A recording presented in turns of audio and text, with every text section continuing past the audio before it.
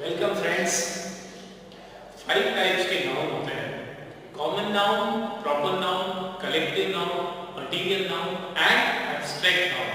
तो आज हम लोग बात करने वाले हैं कॉमन नाउन की। आप देखें कि कॉमन नाउन की डेफिनेशन क्या कहती है। Common noun is a name given in common to every person or thing of a same class or kind।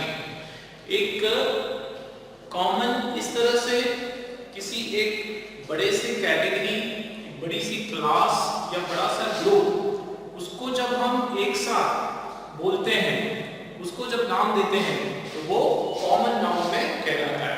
Hindi में कॉमन नाउन को जातिवाचक संज्ञा कहा जाता है। जातिवाचक एक किसी बड़ी सी प्रजाति के बारे में जब बात हो तो वो जातिवाचक या कॉमन नाउन कहलाता है।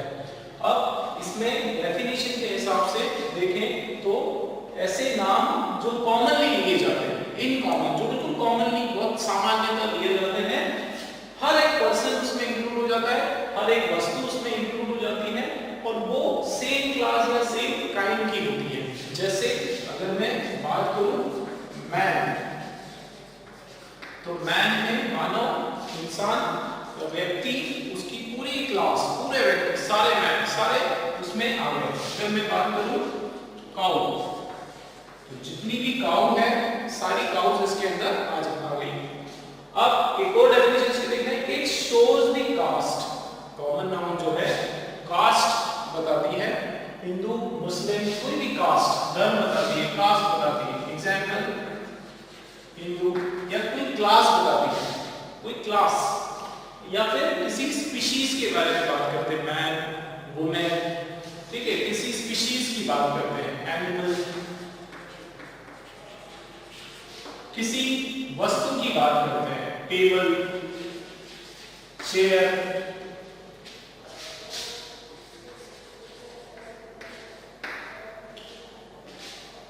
ये इसके examples, man, cow, animals, table, chair, कोई भी ऐसी इन कॉमन चीजें जो हमारे आसपास बहुत क्वांटिटी में जहां हम देखते हैं, वो सभी कॉमन नाउन के अंदर आती है। जैसे बुक्स, हमारे घरों में अगर हम देखें आसपास, windows, doors, television, mobiles, pen, pencil, watch, hands, हर एक चीज जो हमारे आसपास जो दिखाई दे रही है या जिसका एक बड़ा सा कैटेगरी है, वो सारा सभी चीजें वो कॉमन नाउन के अंदर आती है। अब इसको और गहराई से समझ लेते हैं। इसके कुछ रूल्स है दोस्तों, रूल्स को समझना बहुत जरूरी है इसके, क्योंकि डेफिनेशन में ये इजी लगता है। सामान्यतः जब हम समझने की बात करें तो ये बड़ा इजी लगता है, लेकिन इसके क्वेश्चंस जब एरर्स के फॉर्म में, जब इसके क्वेश्चंस आते हैं बैंकिंग में या एसएससी में, उस समय दिमाग गोल हो जाता है। तो इसलिए आप लोगों को इसके रूल्स जो है वो बहुत ध्यान से समझने की जरूरत है। देख लेते हैं पहला रूल क्या बोलता है। पहला रूल बोलता है generally article used before singular common noun. मतलब एक आर्टिकल जो है, आर्टिकल में आप लोगों को पता है क्या आता है, ए या एन या फिर द, ए एन द, ये आर्टिकल आता है। किसके पास आता है, किसके पहले आता है, कॉमन नाउन जो कि सिंगुलर है। तो जनरली अगर आपका कॉमन नाउन सिंगुलर है तो उसके साथ आर्टिकल आएगा। वैसे भी ये समझने वाली बात है कि सिंगुलर के साथ ही आर्टिकल आता है। एक एग्जांपल ले लेते हैं इसका। लेट्स सी, इसका एग्जांपल हम लोग यहां पर ले लेते हैं। The man is waiting for a car. The man is waiting for a car. यहाँ पर man आपका कॉमन नाउन जिसके पहले आर्टिकल आ गया, तो कॉमन नाउन मैन जो है MAN वाला जो मैन है वो सिंगुलर है, इसलिए यहाँ पे आर्टिकल आ गया। दूसरा हमारा रूल कहता है कि generally no article use before plural common noun. अब ये जनरली शब्द आप ध्यान से देखें, यहाँ पर भी जनरली आया है और यहाँ पर भी जनरली आया है। अब जनरली का मतलब होता है अक्सर, मतलब कई बार ऐसा भी होगा जहां पर आपका सिंगुलर कॉमन नाउन आएगा लेकिन उस पर आर्टिकल नहीं लगेगा। वो क्या कंडीशन है हम उसको देखेंगे, समझेंगे उसको। बट अभी हम ये याद रखें, कोई भी रूल जो है 100% पूरी तरह से वो ऑथेंटिक नहीं होता है, उसमें बहुत सारी एक्सेप्शंस होती हैं दोस्तों। तो इसलिए आपको ये भी दिमाग आपका रखना है। कहीं पर सिंगुलर की अगर बात हो रही है, सिंगल कोई चीज की बात हो रही, चाहे वर्ड को प्लूरल क्यों ना हो, तो आपको आर्टिकल लगाना है। और कहीं पे सिंगल वर्ड की बात हो रही है, चाहे वो प्लूरल ही क्यों ना हो, वो अगर ग्रुपिंग करके भी एक वर्ड की बात हो रही है तो भी वहां पर आर्टिकल नहीं आएगा। एग्जाम्पल को लेने के बाद हम लोग उसको समझेंगे। फिलहाल इस पर कॉन्सेंट्रेट कर रहे हैं। फर्स्ट वाला एग्जाम्पल आपको समझ में आया, the man is waiting for a car, क्योंकि मैन सिंगुलर है इसलिए उसमें मैन सिंगुलर है इसलिए उसमें द आ गया। अभी next, generally no article used before plural common noun. इसका एग्जाम्पल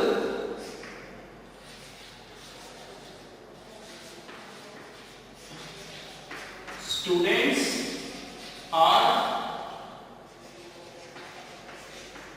मेकिंग नॉइज।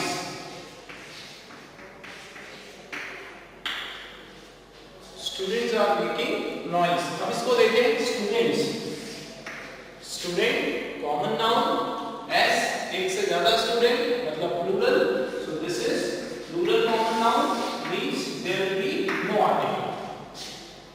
ये दो कंसेप्ट आपको क्लियर होना चाहिए। इस कंसेप्ट के बेसिस पे हम लोग कुछ एग्जांपल्स ले लेते हैं, क्योंकि जब ये एरर में जब क्वेश्चन आता है तब बड़ी कंफ्यूजन होती है। वैसे तो स्टेटमेंट तो आपको कहते हैं कि सर स्टेटमेंट तो हम आराम से समझ जाते हैं, लेकिन जब क्वेश्चन पेपर आता है तो हमको समझ में नहीं आता है कि ये कॉमन नाउन की बात हो रही है या फिर प्रॉपर नाउन की बात हो रही है। चलिए एग्जांपल्स ले लेते हैं, उसके थ्रू समझने की कोशिश करते हैं।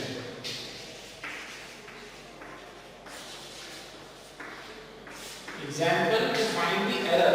फर्स्ट क्वेश्चन आपका है,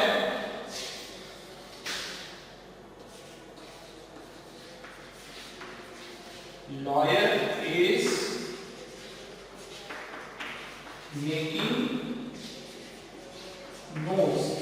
देखो नोट्स नोट करते जाए आपसे, ये क्वेश्चन आप लोग नोट करेंगे, इसको सॉल्व करने की कोशिश करेंगे तो आपको ये फायदेमंद होगा।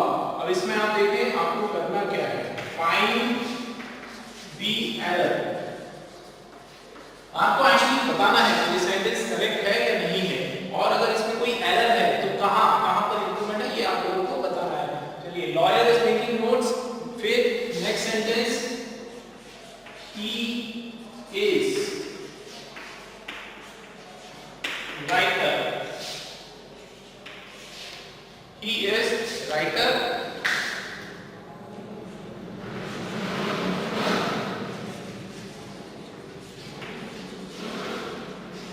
The players are waiting in the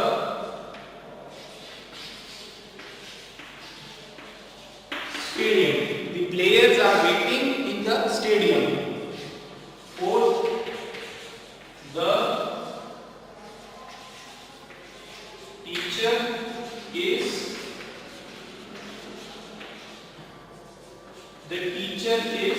teaching। ये एग्जांपल्स आप लोगों के सामने हैं। चलिए, इसमें आप मुझे बताइए कहां पर एरर है, कोशिश करिए, ट्राई करिए। मैं आपके लिए मैं रिपीट कर देता हूं क्वेश्चंस। क्वेश्चन 1 है, lawyer is making notes.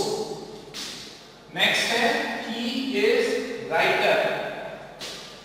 Next है, the players are waiting in the stadium. The players are waiting in the stadium, खिलाड़ी जो है वो स्टेडियम के अंदर इंतजार कर रहे हैं।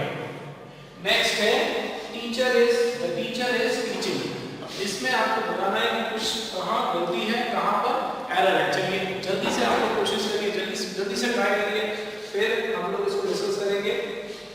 ट्राई करें आप लोग। चलिए तो आप इसको सॉल्व करते हैं। फर्स्ट पर आप देखिए लॉयर इज मेकिंग नोट्स। अब इसमें आप ये देखिए कि लॉयर इज मेकिंग, लॉयर मतलब वकील कुछ नोट्स बना रहा है। यहां पर क्या आना चाहिए, ये आर्टिकल या नो आर्टिकल? हमारे रूल्स क्या बोलते हैं कि सिंगुलर अगर लॉयर है तो सिंगुलर लॉयर है, लॉयर इज मेकिंग नोट्स। तो जैसे हमने रूल्स में देखा, ठीक है, रूल्स में देखा उसके हिसाब से तो लग रहा है हाँ ये बराबर है कि रूल्स में ये आ गया है कि अगर आपका जो कॉमन नाउन है ये कॉमन नाउन है, अगर आपका कॉमन नाउन सिंगुलर है तो यहाँ पे कोई भी आर्टिकल नहीं आएगा। लेकिन दोस्तों यहाँ पर आर्टिकल आएगा। कौन सा आर्टिकल आएगा? The article. ये आपका एक्सेप्शन हो गया। क्यों एक्सेप्शन हो गया? जब आप स्पेसिफिक, आप किसी पर्सन को स्पेसिफाई कर रहे हैं तो उसके पहले हमेशा द आर्टिकल आता है। ये नोट करिए मेरी बात। जब आप किसी पर्सन को, किसी वस्तु को, किसी भी जगह को स्पेसिफाई करके बोल रहे हैं, मतलब भीड़ में से हटा के उसको एक अपने आप में उसको स्पेसिफाई कर रहे हैं, तो उसके पहले जो है द लगाया जाता है। तो यहाँ पे कौन सा लॉयर नोट्स बना रहा है? द लॉयर, वो पर्टिकुलर लॉयर जो है, उस पर्टिकुलर लॉयर की बात हो रही है जो नोट्स बना रहा है। तो यहाँ पर ये सेंटेंस गलत है क्योंकि यहाँ पे द आने वाला है। नेक्स्ट हम लोग देख लेते हैं ही इज राइटर। अब आप यहाँ पर देखें ही इज राइटर, इसमें क्या गलती दिख रही है? देखिए आप, देखो ही इज, अब ये राइटर जो है कॉमन नाउन, राइटर जो है कॉमन नाउन और उसके अलावा ऑब्जेक्ट की जगह पर है, और ये एक नॉर्मल राइटर की बात हो रही है। यहाँ पे ही इज अ राइटर आएगा। क्या आ जाएगा? He is a writer. Next देख लेते हैं, ये भी आपका रॉन्ग हो गया। नेक्स्ट हम देख लेते हैं the players are waiting in the stadium.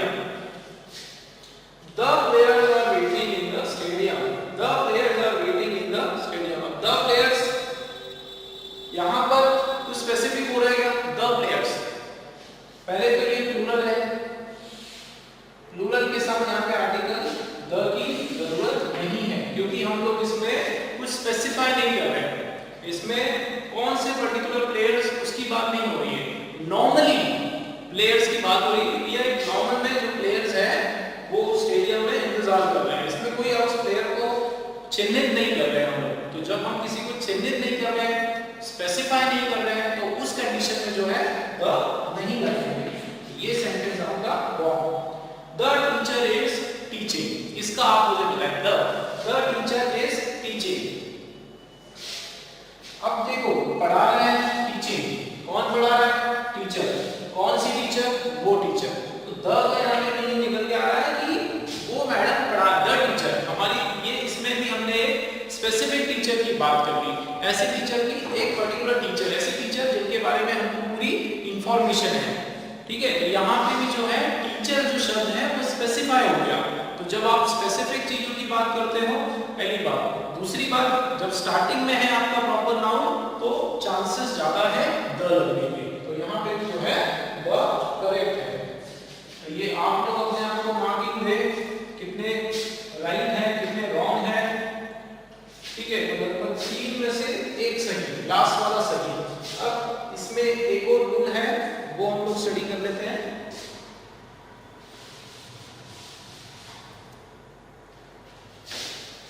इसके जो कंसेप्ट है वो क्लियर होना हम लोगों के बहुत जरूरी है। कंसेप्ट यदि आपके एक बार क्लियर हो गए तो उसमें फिर आपको कोई प्रॉब्लम नहीं आने वाली है दोस्तों। चलिए नेक्स्ट हम लोग देख लेते हैं एक concept, rule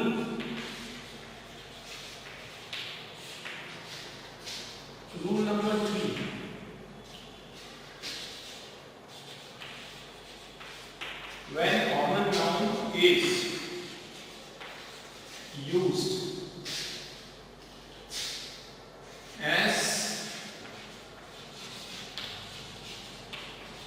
Profession.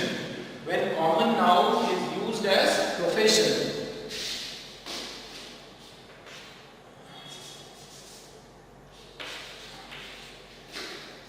The rule of preference is followed. ध्यान से देखिए, when common noun is used as profession, the rule of preference is followed. अब ये rule of preference क्या बोलता है? Rule of preference ये बोलता है कि अगर आपका जो common noun है, अगर वो आपका कोई profession है, किसी profession की बात हो रही है, उस केस में rule of preference जो है वो बोलता है कि starting का जो the plus कॉमन नाउन और अ प्लस कॉमन नाउन, मतलब अगर आपका कॉमन नाउन सब्जेक्ट है तो उससे पहले द आएगा, और अगर यदि आपके कॉमन नाउन जो है वो ऑब्जेक्ट की जगह पर आया तो उससे पहले अ आएगा।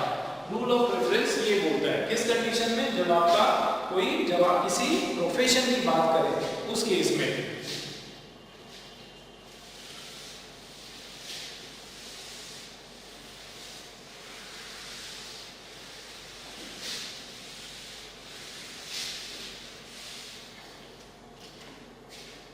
एग्जाम्पल देख लेते हैं। The farmer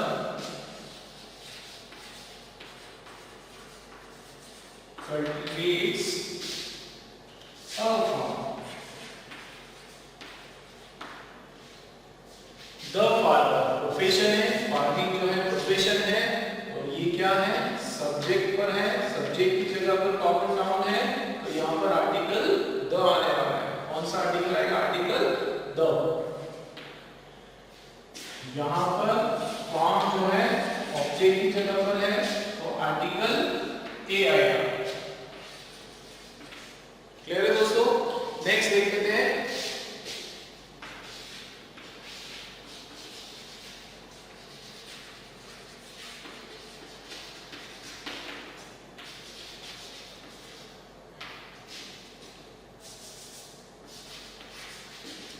The magician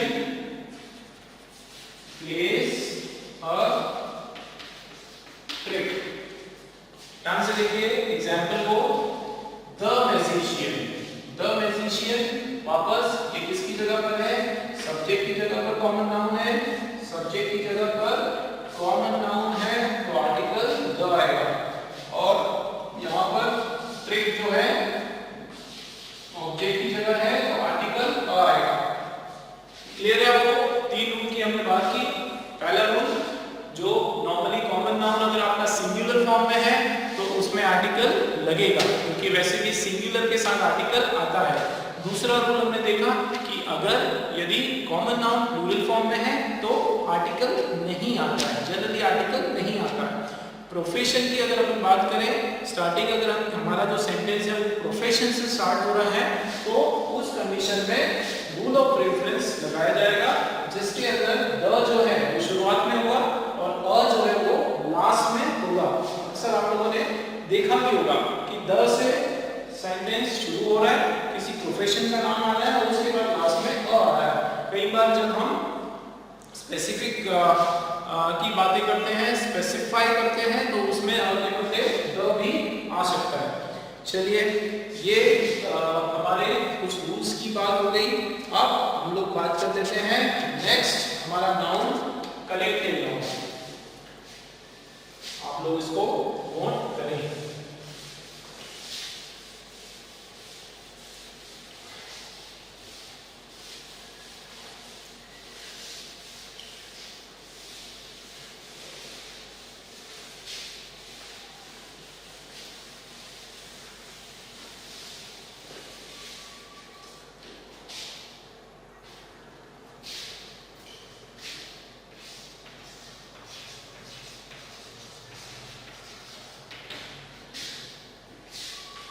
collective noun. Collective noun is a group. Is a group of creatures. Creatures, things, or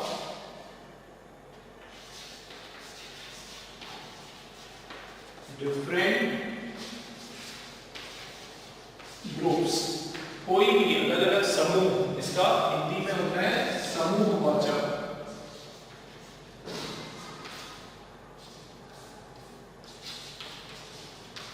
समूहवाचक संज्ञा.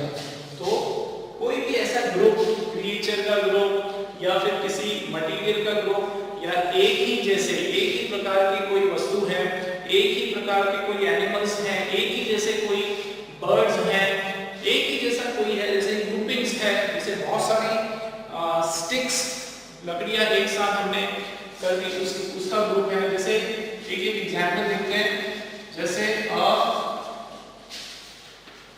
बंच ऑफ कीज या फिर बनानास.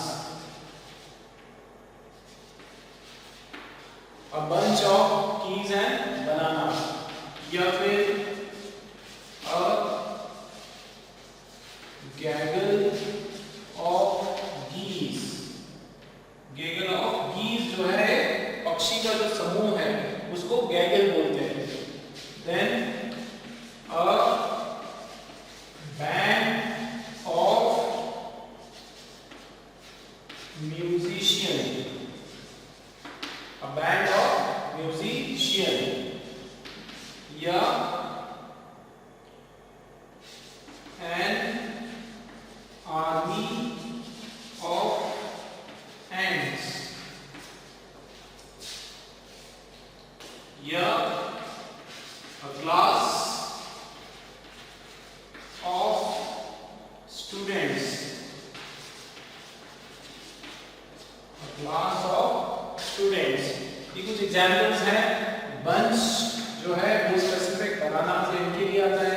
गैगल जो वर्ड है वो कीज के लिए आता है. बैंड शब्द है वो म्यूजिशियंस के लिए होता है. आर्मी जो है वो एंड्स के लिए भी होता है.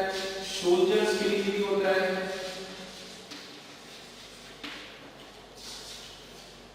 क्लास जो है वो स्टूडेंट्स के लिए होता है. फिर कोर्स स्टडी के लिए कुछ और एग्जांपल्स हम लोग देख लेते हैं. ये कोर्स जो है स्टडी के लिए होता है. कोर्स ऑफ सब्जेक्ट्स उसको हम बोल सकते हैं. जैसे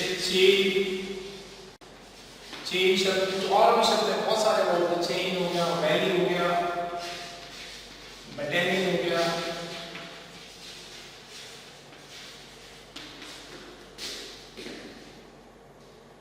लाइब्रेरी हो गया.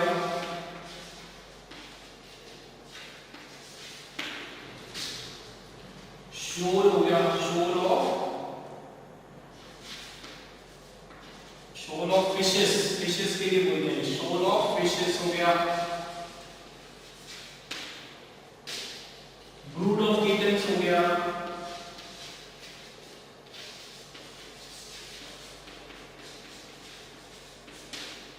पार्लियामेंट हो गया, कंपनी हो गया.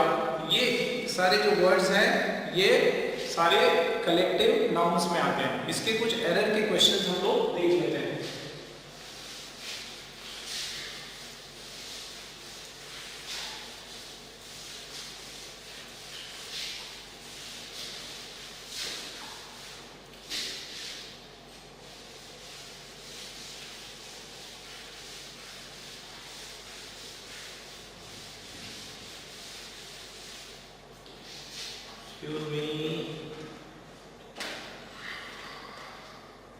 इसके एरर के किस तरह से क्वेश्चंस आते हैं. एरर का एक क्वेश्चन लेते हैं. We should not try to develop any intimacy.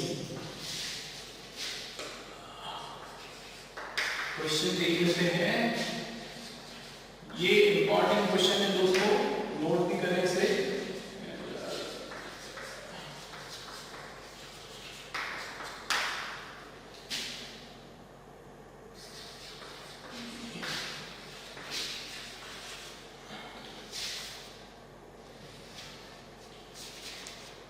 We should not try to develop an intimacy with a group of liars. We should not try to develop any intimacy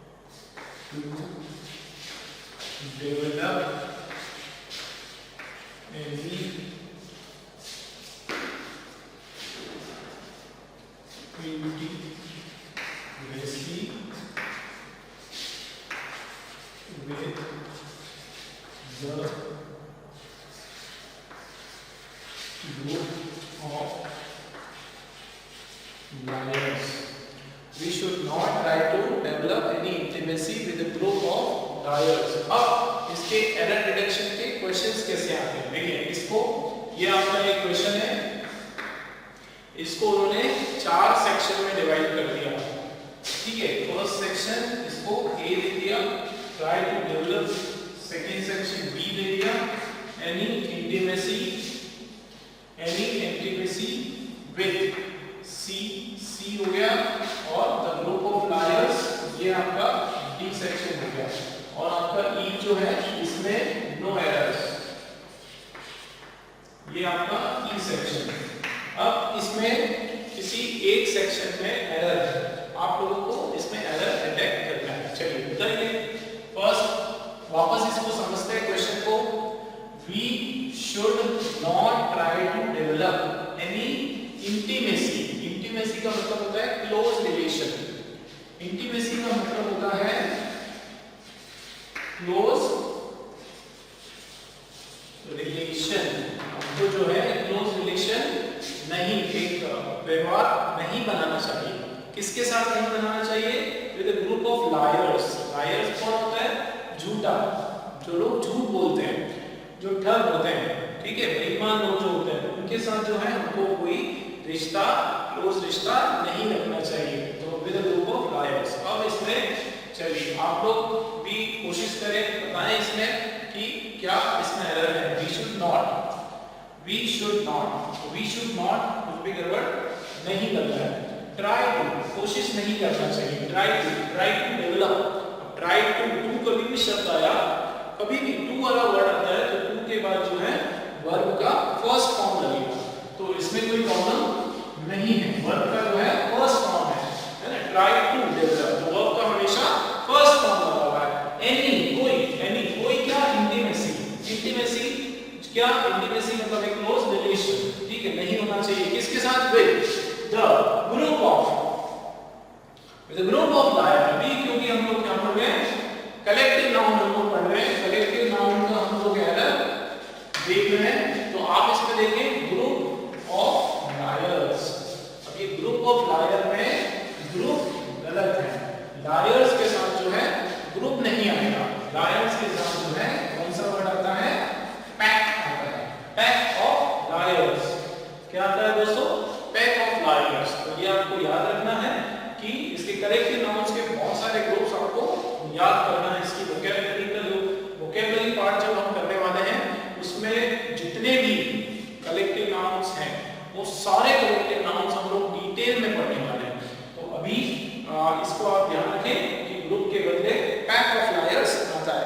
एक और example हम लोग देखते हैं।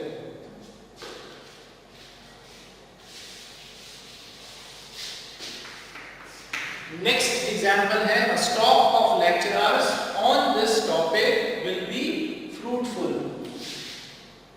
A stock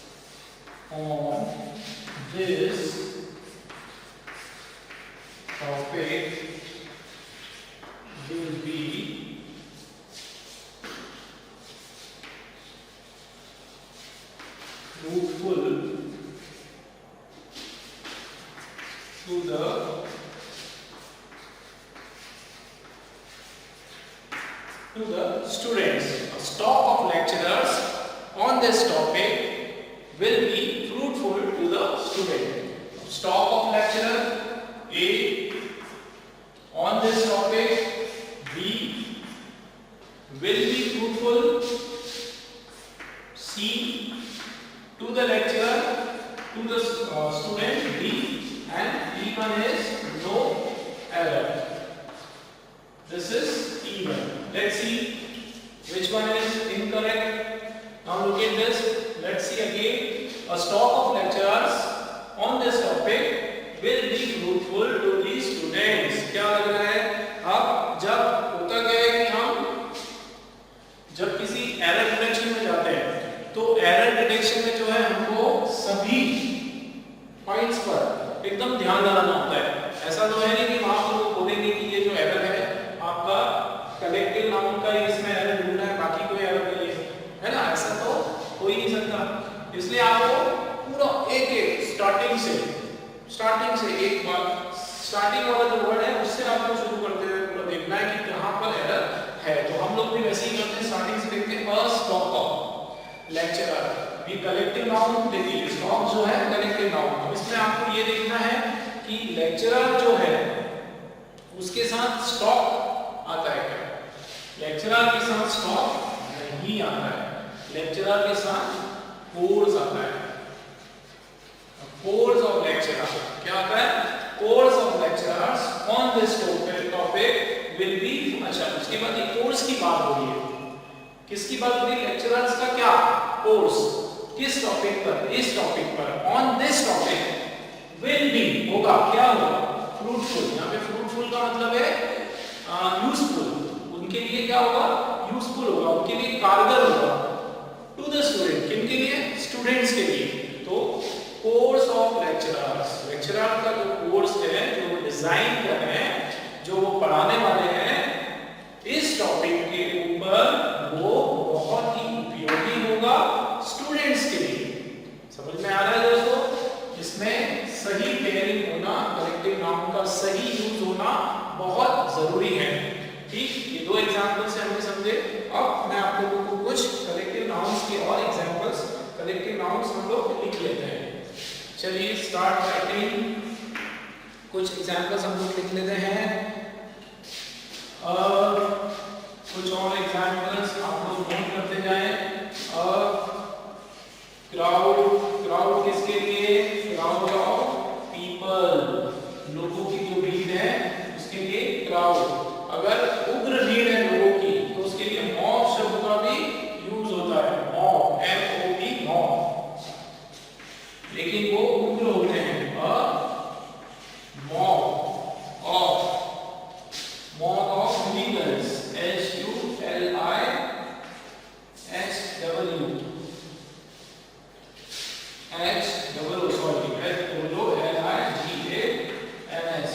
हुलिगन्स, गुंडे, बवाली,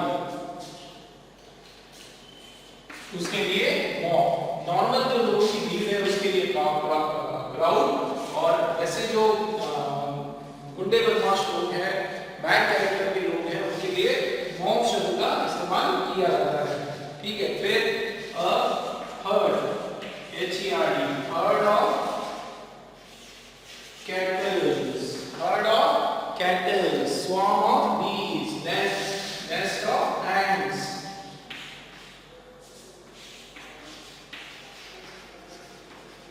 और swarm of बीज, ये नोट करते जाएं फ्रेंड्स।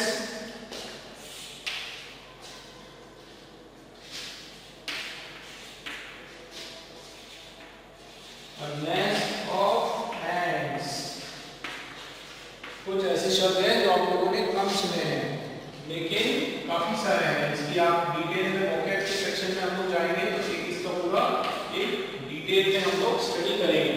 बंडल ऑफ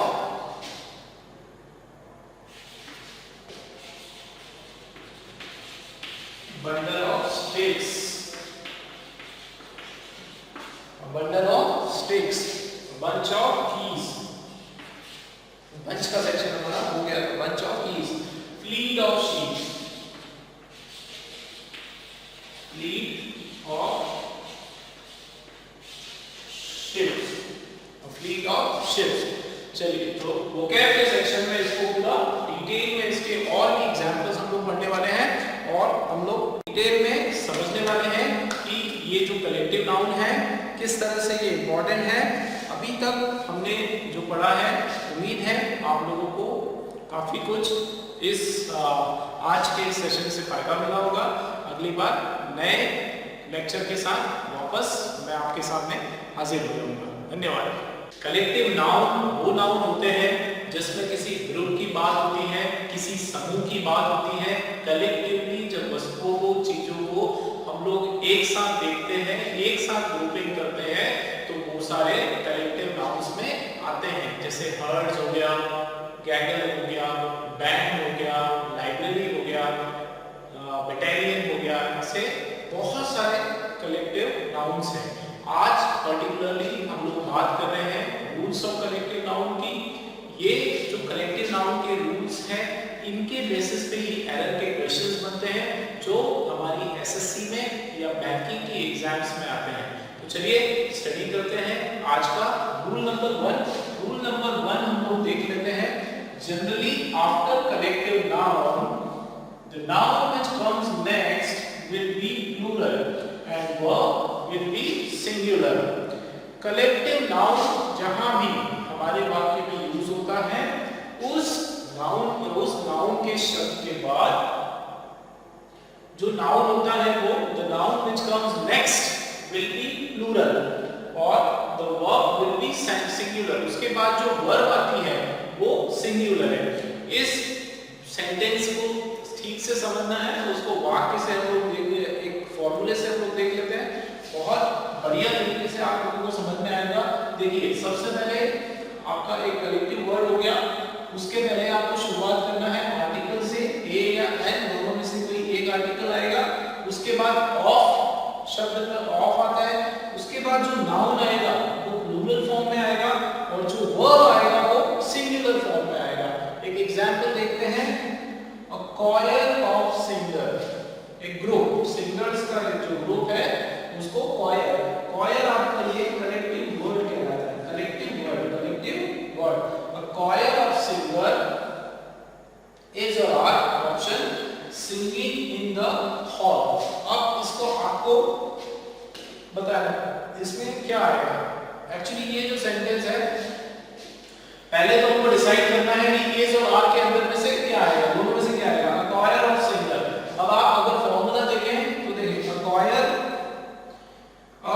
ठीक है, अक्वायर कलेक्टिव वर्ड हो गया। अक्वायर ऑफ नाउन क्या है, सिंगर आप देखें क्या है, प्लूरल है, मतलब सिंगर में अकेला सिंगर नहीं, इसमें एस आएगा, सिंगर के साथ एस आएगा।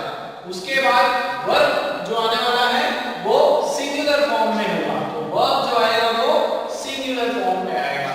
मतलब choir of singers। कभी भी याद रखना दोस्तों, जब भी हम कलेक्टिव नाउन की बात करें उसमें आपका कलेक्टिव वर्ड के बाद जो नाउन आने वाला है, ये बहुत इंपॉर्टेंट है, इसको नोट करके रखें कि कलेक्टिव वर्ब choir हो गया, बैंड हो गया, बटालियन हो गया, आर्मी हो गया, क्लास हो गया, उसके बाद अगर ऑफ आता है तो आपका उसके बाद जो नाउन है वो हमेशा प्लूरल फॉर्म में होगा, मतलब हमेशा उसके साथ एस लगेगा।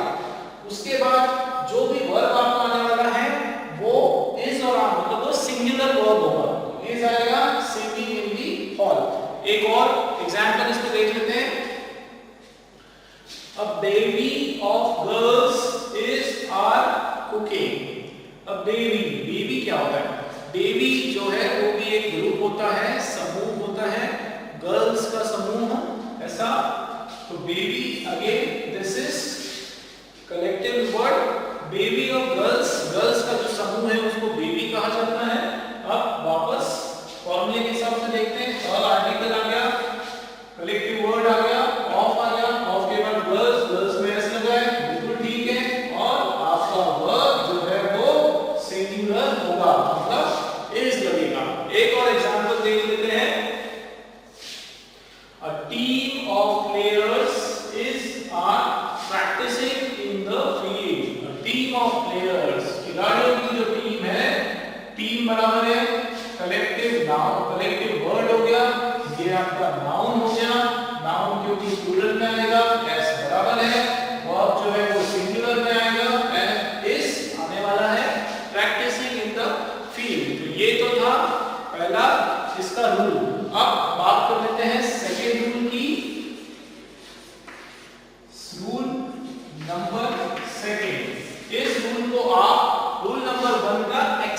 एक्सेप्शन मान सकते हैं। इसका क्या मान सकते हैं? एक्सेप्शन। मतलब यहां ध्यान से सुनिएगा दोस्तों, ध्यान से सुनिएगा, ये बहुत इंपॉर्टेंट है, बहुत जरूरी है। और कलेक्टिव नाउन के देखा गया कि कलेक्टिव नाउन से इस तरह के जो एरर के क्वेश्चंस है वो आते ही आते हैं।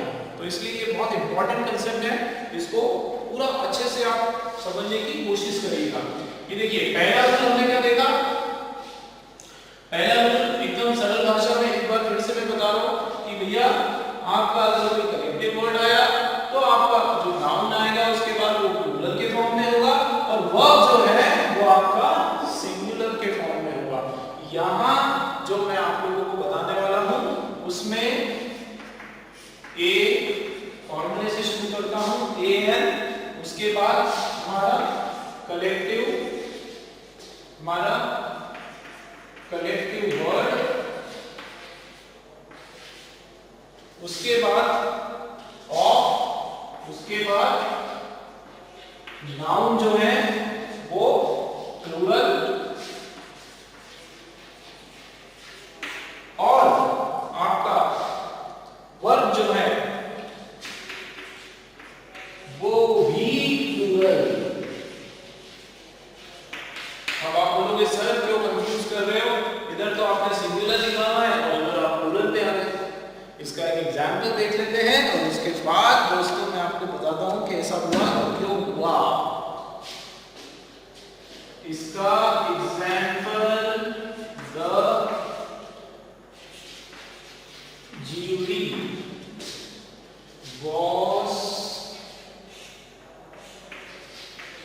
were divided on Doklam issue। जरूरी नहीं है कि यहाँ पे इसी फॉर्मूले को फॉलो करेंगे, कलेक्टिव वर्ड और नाउन, सीधा हम लोग हमारा कलेक्टिव वर्ड उसके बाद सीधा आपका वर्ब भी आ सकता है। जनरली क्या होता है, ये जो है वर्ड उसके बाद प्लस ऑफ, कभी भी इस तरह से कोई स्ट्रक्चर आया, a bevy of girls, a band of musicians, a brood of kittens, a gaggle of geese, तो इस तरह का अगर ग्रुपिंग में आया तो यहाँ पे ये फॉर्मूला लगेगा कि या आर्टिकल, फिर कलेक्टिव वर्ड, फिर ऑफ, फिर आपका नाउन और फिर आपका वर्ब। लेकिन ये जो मैंने एग्जांपल लिया है इसमें आपका सीधा आर्टिकल हो गया, उसके बाद कलेक्टिव वर्ड हो गया, उसके बाद हम सीधा वर्ब पर आ गए। तो बेसिकली यहाँ पे ऑफ और नाउन प्लूरल हम लोग अवॉइड कर सकते हैं। अब आप देखें इसको, क्वेश्चन को ध्यान से देखें। द ज्यूरी वाज वर, दोनों में से कोई एक ऑप्शन आप लोगों को सोचना है, सोच के रखिए दोस्तों, डिवाइडेड ऑन डोकलाम इशू। अब ज्यूरी क्या होता है इसको समझते हैं। पहले तो ये क्वेश्चंस कोई भी हो इसको समझना है तो उसका पूरा एक मीनिंग हमको आना चाहिए, वो उस अंदर वो कहना क्या चाहता है, उसकी अंडरस्टैंडिंग क्या है वो पूरी क्लियर होना चाहिए। ज्यूरी बेसिकली, ज्यूरी जो ग्रुप होता है जजेस का, जो किसी का निर्णय करते हैं, किसी एक फैसले पर पहुंचते हैं, और वो जो ज्यूरी जो पैनल है, जो ज्यूरी डिवाइडेड, वो क्या है, डिवाइडेड है, उनकी जो राय है वो विस्तृत है, वो अलग है, डिफरेंट है। किस पर? ऑन डोकलाम इशू, डोकलाम का जो इशू है उसके ऊपर उनकी राय डिवाइडेड है। तो इसमें सेकेंड रूल में क्या आना चाहिए, वर्ब। अब आप अगर इस रूल के हिसाब से बात करें तो यहाँ पर आपने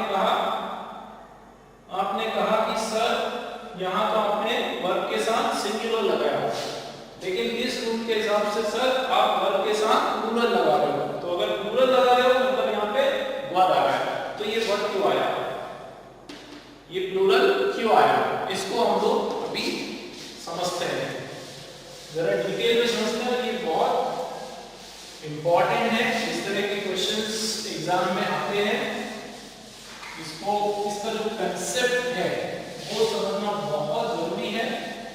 अगर एक बार आपका ये कंसेप्ट क्लियर हो गया, आप कभी नहीं भूलने वाले हो। कलेक्टिव में इसी तरह के क्वेश्चन आते हैं, इसके ऊपर ही सबसे ज्यादा बैंकिंग में क्वेश्चंस पूछे जाते हैं। तो इसमें एक बहुत ही डेप्थ में हम लोग समझने की इसकी कोशिश करते हैं। तो बेसिकली आप ये समझे, एक कलेक्टिव नाउन हो गया, कलेक्टिव वर्ड हो गया, ठीक है। अब सपोज हम लोग एक एग्जांपल ले लेते हैं, यूरी, ठीक।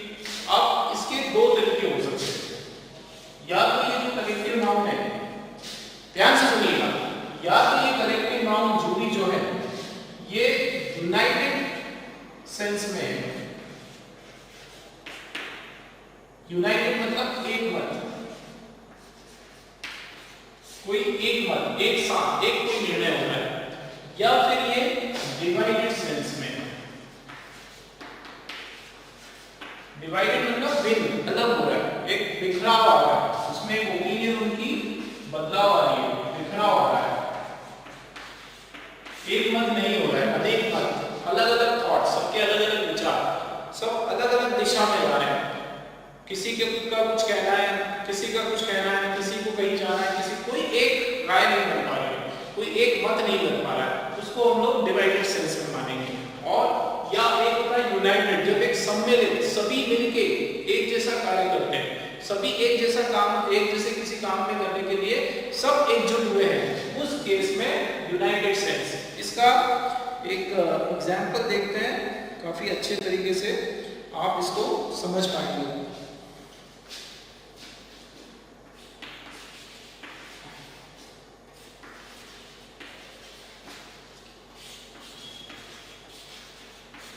एग्जाम्पल है आपका द टीम होप, या फिर होप्स टू विन।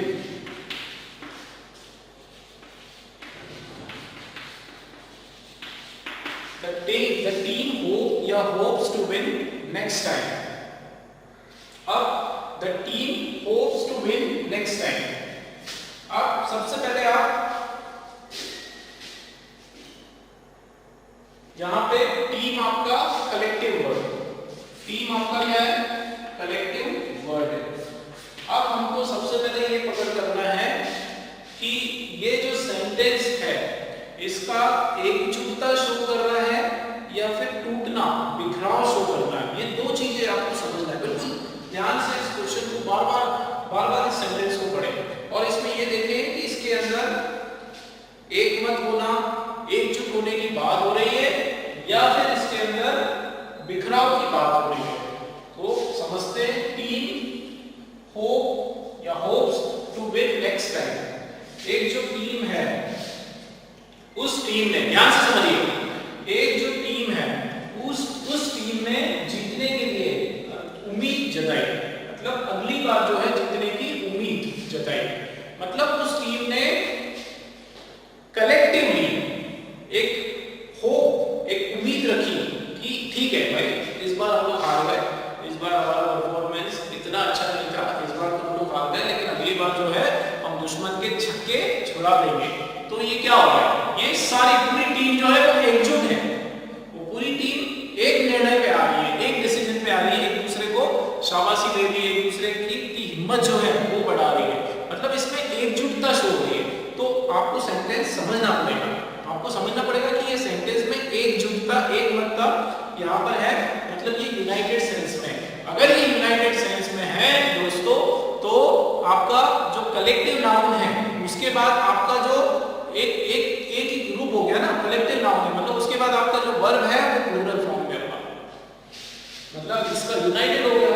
इसका जो फॉर्मूला है आपका, मतलब एक सिंपल तरीके से आप समझ लो, कलेक्टिव नाउन प्लस वर्ब आपका प्लूरल, जो मैंने रूल नंबर 1 में आपको समझाया, जो मैंने पहले रूल में आप लोगों को बताया था कि कलेक्टिव नाउन और उसके बाद जो भी वर्ब आ रहा है, टीम है, टीम के बाद क्या है, जो भी वर्ब आ रहा है, तो वो प्लूरल फॉर्म होगा। कब, जब वो एकता बता रहा है, एकजुटता बता रहा है, यूनाइटेड बता रहा है, यूनिटी बता रहा है, उस केस में आपका जो वर्ब है वो सेकंड फॉर्म में, मतलब सॉरी वर्ब जो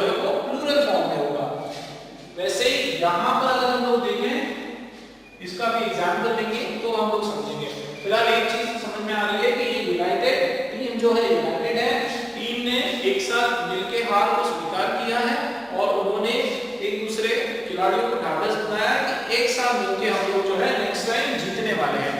तो यहाँ पे वर्ब का प्लूरल फॉर्म हो, क्या आने वाला है? Hope. The team hope to win next time, hopes नहीं आएगा। एक और एग्जांपल देख लेते हैं। नेक्स्ट एग्जांपल हम लोग देख रहे हैं, बहुत इंपॉर्टेंट है दोस्तों, ध्यान से आप समझें। ये कंसेप्ट आपको क्लियर हो गया तो कभी आपको कलेक्टिव नाउन में प्रॉब्लम नहीं आएगी।